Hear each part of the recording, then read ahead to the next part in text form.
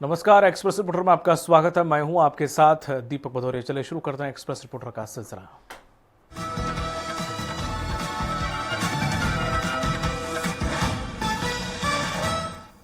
मध्य प्रदेश की राजधानी से सटी भोजपुर विधानसभा अब जुआड़ियों का गढ़ बन गई है। नर्मदापुरम, भोपाल, सीहोर और रायसेन सहित कई जिलों के जुआड़ी आते हैं यहाँ लाखों का दांव लगाने। मध्य प्रदेश की राजधानी भोपाल से सटी भोजपुर विधानसभा क्षेत्र में जुए के फड़ धड़ल्ले से चल रहे हैं। बड़ी संख्या में जहां जुआरी दांव लगाने पहुंच रहे हैं। उबैदुल्लागंज, गौरगंज, नूरगंज, मंडीदीप सहित विभिन्न थाना क्षेत्रों में लाखों के दांव लगाए जा रहे हैं। जुआ खेलने वाले बदमाशों का वीडियो सोशल मीडिया पर वायरल हुआ है, जिसमें पुलिस की नाकामी साफ देखी जा सकती है। पुलिस ने जुए के अड्डों पर कई बार छापामार कार्रवाई की, लेकिन जुआरी हर बार पुलिस से 2 कदम आगे निकल जाते हैं। पुलिस के पहुंचने से पहले ही जुआरियों को सूचना मिल जाती है और वे मौके से फरार हो जाते हैं। कई जगह पर जुआरी पुलिस की गतिविधियों पर नजर रखने के लिए अपने आदमी बैठा रखे हैं। आलम यह है कि उबैदुल्लागंज, गौरगंज, नूरगंज, मंडीदीप सहित अलग अलग थाना क्षेत्रों में जगह बदल बदल कर जुआरी जुआ खिला रहे हैं। सामने आए वीडियो में 3 दर्जन से अधिक जुआरी जुआ खेलते हुए दिखाई दे रहे हैं। यह वीडियो इस बात का प्रमाण है कि जुआरी जंगलों और सुनसान स्थानों पर बिना किसी डर के जुओं का कारोबार कर रहे हैं। ये कहना गलत नहीं होगा कि भोजपुर विधानसभा जुआड़ियों के लिए पसंदीदा स्थान बन गया है। हाल ही में सोशल मीडिया पर एक वीडियो वायरल हो रहा है, जिसमें 3 दर्जन से अधिक जुआड़ी जुआ खेलते हुए दिखाई दे रहे हैं, जिसमें पुलिस की नाकामी साफ नजर आ रही है। वहीं जुआरियों द्वारा खुली चुनौती पुलिस को दी गई है। उपेंद्र मालवी, स्वराज एक्सप्रेस, उबैदुल्लागंज। मध्य प्रदेश की राजधानी से सटी भोजपुर विधानसभा अब जुआड़ियों का गढ़ बन गई है। नर्मदापुरम, भोपाल, सीहोर और रायसेन सहित कई जिलों के जुआड़ी आते हैं यहाँ लाखों का दांव लगाने। मध्य प्रदेश की राजधानी भोपाल से सटी भोजपुर विधानसभा क्षेत्र में जुए के फड़ धड़ल्ले से चल रहे हैं। बड़ी संख्या में जहां जुआरी दांव लगाने पहुंच रहे हैं। उबैदुल्लागंज, गौरगंज, नूरगंज, मंडीदीप सहित विभिन्न थाना क्षेत्रों में लाखों के दांव लगाए जा रहे हैं। जुआ खेलने वाले बदमाशों का वीडियो सोशल मीडिया पर वायरल हुआ है, जिसमें पुलिस की नाकामी साफ देखी जा सकती है। पुलिस ने जुए के अड्डों पर कई बार छापामार कार्रवाई की, लेकिन जुआरी हर बार पुलिस से 2 कदम आगे निकल जाते हैं। पुलिस के पहुंचने से पहले ही जुआरियों को सूचना मिल जाती है और वे मौके से फरार हो जाते हैं। कई जगह पर जुआरी पुलिस की गतिविधियों पर नजर रखने के लिए अपने आदमी बैठा रखे हैं। आलम यह है कि उबैदुल्लागंज, गौरगंज, नूरगंज, मंडीदीप सहित अलग अलग थाना क्षेत्रों में जगह बदल बदल कर जुआरी जुआ खिला रहे हैं। सामने आए वीडियो में 3 दर्जन से अधिक जुआरी जुआ खेलते हुए दिखाई दे रहे हैं। यह वीडियो इस बात का प्रमाण है कि जुआरी जंगलों और सुनसान स्थानों पर बिना किसी डर के जुओं का कारोबार कर रहे हैं। ये कहना गलत नहीं होगा कि भोजपुर विधानसभा जुआड़ियों के लिए पसंदीदा स्थान बन गया है। हाल ही में सोशल मीडिया पर एक वीडियो वायरल हो रहा है, जिसमें 3 दर्जन से अधिक जुआड़ी जुआ खेलते हुए दिखाई दे रहे हैं, जिसमें पुलिस की नाकामी साफ नजर आ रही है। वहीं जुआरियों द्वारा खुली चुनौती पुलिस को दी गई है। उपेंद्र मालवी, स्वराज एक्सप्रेस, उबैदुल्लागंज।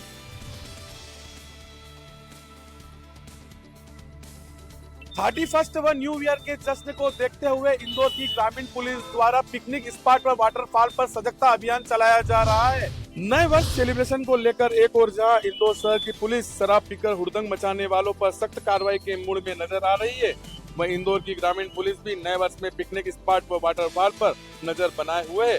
दरअसल इंदौर के समीप कई पिकनिक स्पॉट व वाटरफॉल पर बड़ी संख्या में नए वर्ष का जश्न मनाने इंदौरी पहुंचते हैं।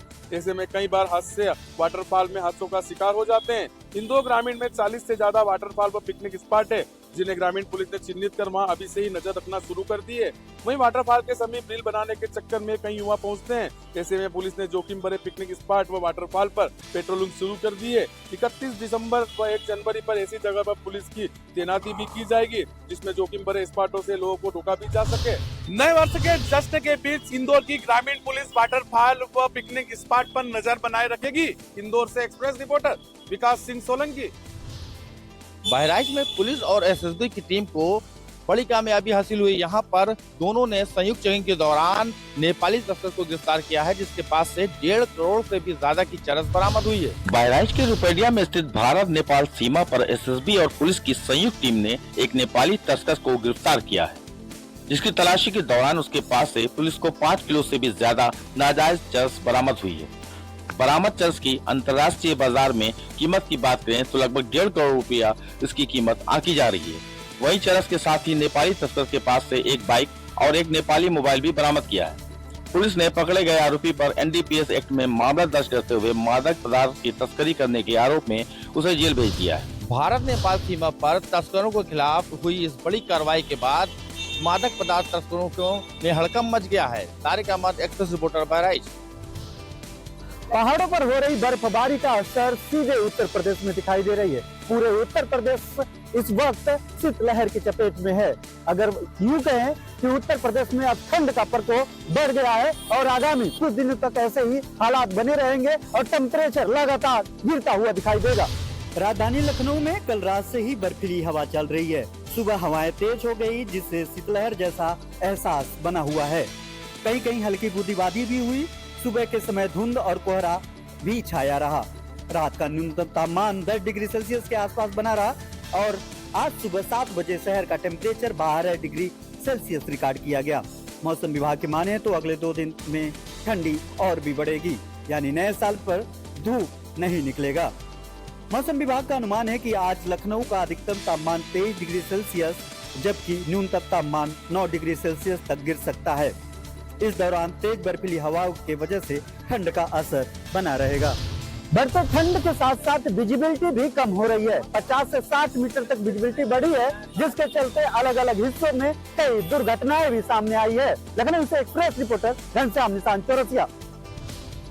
बीएड सहायक शिक्षक बीते 12 दिनों से सूता धरना स्थल में अपनी मांग को लेकर प्रदर्शन कर रहे हैं और आज समायोजन की इस मांग को लेकर उन्होंने जल सत्याग्रह कर सरकार के सामने अपना पक्ष रखने की कोशिश की है। रायपुर में बीएड प्रशिक्षित सहायक शिक्षकों का आंदोलन छत्तीसगढ़ में एक बड़ा मुद्दा बन चुका है। अपनी नौकरियां बचाने और समायोजन की मांग को लेकर ये शिक्षक पिछले 12 दिनों से सूता धरना स्थल पर संघर्ष कर रहे हैं। अब उन्होंने जल सत्याग्रह जैसे कठोर कदम उठाए हैं जो उनकी निराशा और मजबूरी को दर्शाता है। आपको बता दें कि शिक्षकों की यह प्रमुख मांग है कि उन्हें स्थायी रूप से सरकारी स्कूलों में समायोजित किया जाए। इन शिक्षकों को डर है कि अस्थायी नियुक्ति के कारण वे अपनी नौकरी खो सकते हैं। कई शिक्षक बेहतर वेतन और स्थायी सुविधा की भी मांग कर रहे हैं। मांग पूरी नहीं होने पर आंदोलनकारियों ने जल सत्याग्रह का रास्ता अपनाया है, जिसमें वे पानी में खड़े रहकर विरोध प्रदर्शन कर रहे हैं और सरकार से अपनी मांगे पूरी करने का गुहार लगा रहे हैं। बीएड सहायक शिक्षक इतने विवश हैं कि जल सत्याग्रह करने को मजबूर हो चुके हैं। फिलहाल इनकी मांगे कब तक पूरी होती है और कब तक क्या इनके लिए सरकार कोई विकल्प निकाल पाती है, ये नहीं, ये देखने वाली बात होगी। एक्सप्रेस रिपोर्टर के लिए रायपुर से गोपी कृष्ण साहू। बीते लगभग 2 दिनों से हो रही जबलपुर जिले में बारिश की वजह से जबलपुर जिले में लगभग 10,000 मीट्रिक टन धान खराब हुई है। जिला प्रशासन ने प्रारंभिक तौर पर इसका आकलन किया है, लेकिन भारतीय किसान संघ का आरोप है कि धान इससे कहीं ज्यादा खराब हुई है। जबलपुर जिले में धान उपार्जन का काम तेजी से चल रहा है। अभी तक लगभग 2 लाख मीट्रिक टन धान खरीदी गई है, लेकिन खरीद केंद्रों में बाहर रखी हुई धान बीते दिनों हुई बारिश की वजह से खराब हुई है। जिला प्रशासन का दावा है कि इन 2 लाख मीट्रिक टन धान में से महज 10,000 मीट्रिक टन धान ही खराब हुई है, जिसे अब सुरक्षित वेयर हाउसेस में परिवहन करके ले जाया जा रहा है और इसके साथ ही बाहर रखी हुई धान को सुरक्षित स्थान पर रखने का काम तेजी पर है। मौसम विभाग ने बारिश होने की बहुत पहले ही संभावना जता दी थी। समय रहते यदि जिला प्रशासन उचित प्रबंध कर लेता तो इतनी भी धान खराब नहीं होती। Arvind Dubey, access reporter, Jabalpur. खेतों में फसलों को बचाने के लिए लगाई गई जाली में उलझा विशाल का अजगर, सर्प मित्र ने रेस्क्यू कर बचाई जान। धर्मपुरी के कोटड़ा में फसलों को जानवरों से बचाने के लिए खेतों में लगी जाल में एक विशाल का अजगर बुरी तरह से उलझ गया, जिसे भगाने का प्रयास भी किया, लेकिन जाल में उलझा होने से भाग नहीं सका। किसान रविंद्र जाट ने सर्पमित्र सन्नी जाट को सूचना दी, जिसके बाद देर रात सर्द हवाओं के बीच टीम के साथ खेत में पहुंचे, जहां देखा कि जाल में फंसा अजगर निकलने के लिए फड़फड़ा रहा था, जिसे जाल काटकर बड़ी मशक्कत के बाद जान बचाई। रेस्क्यू टीम के सन्नी जाट, कुणाल राजपूत और सुमित सोनी के कार्य की सराहना की। वही रेस्क्यू के बाद सुरक्षित स्थान पर छोड़ा गया। कहा जा रहा है कि यहां अजगर का जोड़ा था, लेकिन टीम के आने से पहले जंगल में भाग गया। रेस्क्यू किए गए अजगर की लंबाई करीब 8 फीट और उसका वजन 20 किलो बताया जा रहा है। सर्प मित्रों का कहना है कि यह नर्मदा नदी क्षेत्र है, यहाँ पर अक्सर सांप और अजगर दिखाई देते हैं, किंतु यह पर्यावरण के लिए बहुत ही महत्वपूर्ण है। अगर आपको दिखे तो इसे मारे नहीं, तुरंत हमें सूचना दे इन्हें पकड़कर हम सुरक्षित जंगलों में छोड़ देंगे। धर्मपुरी से express reporter Trilok Rathore. Raymond company और मजदूरों के बीच सालों से लंबित पड़ा है वेतन समझौता। मजदूर हो रहे हैं कर्ज बाजारी। रेमंड कंपनी में नहीं हुआ मजदूरों व प्रबंधक के बीच वेतन समझौता। जनवरी 2024 में होना था समझौता।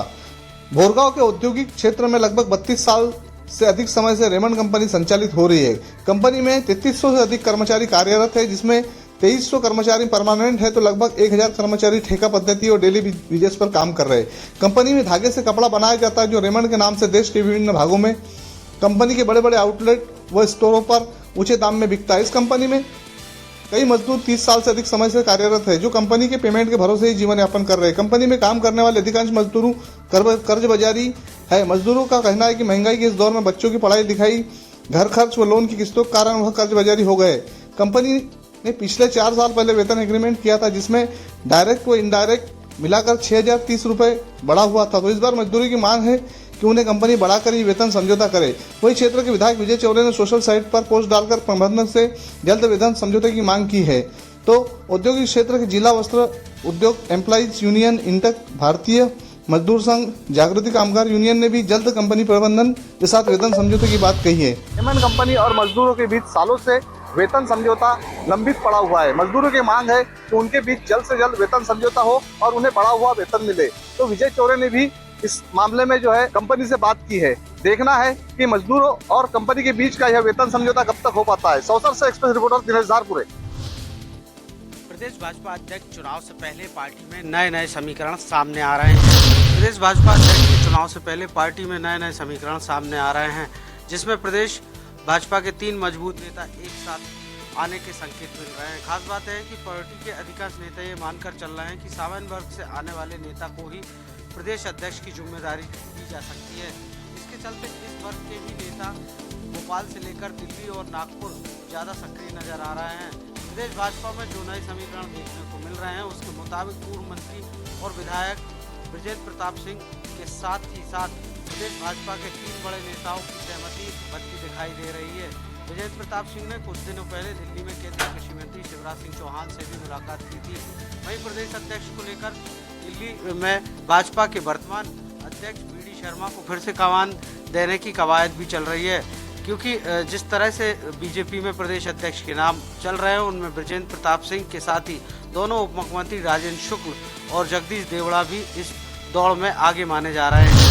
प्रदेश अध्यक्ष को लेकर केंद्रीय मंत्रियों के साथ ही सांसदों की भी रायशुमारी की गई है और इनमें जो सबसे पहले नाम निकलकर सामने आ रहे हैं उसमें प्रदेश के दोनों उप मुख्यमंत्री जगदीश देवड़ा, राजेंद्र शुक्ल के साथ ही पूर्व मंत्री और विधायक बृजेंद्र प्रताप सिंह का नाम भी शामिल है। एक्सप्रेस रिपोर्टर के लिए भोपाल से कुमार संदीप।